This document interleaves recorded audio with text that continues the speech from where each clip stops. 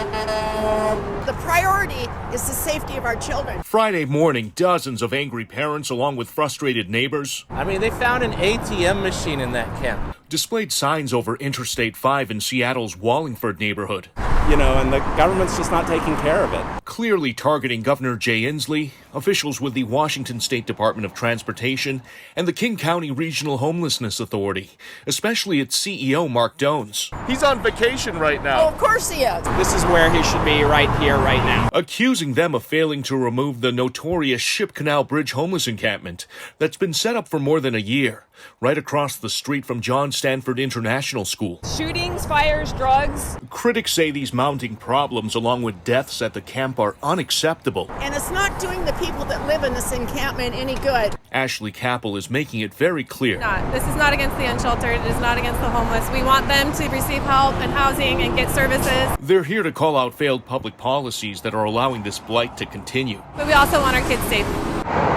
At the same time, Stop the Sweep Seattle launched a counter-protest in front of the encampment. Get the fuck out of here, man. They're against anyone who wants to remove the tents and even the trash. They've said no. Go someplace else. Who's they, Ed? Ed, who's they?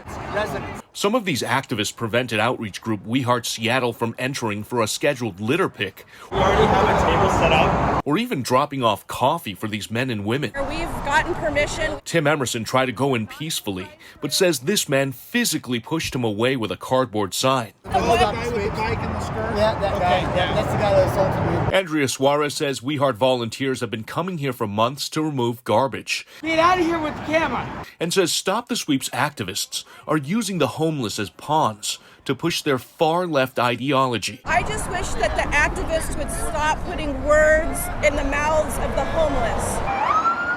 As for parents and neighbors, they stayed away from this ruckus to focus on their own message. We're going to counter-protest against parents that are concerned about the safety of their kids at nights.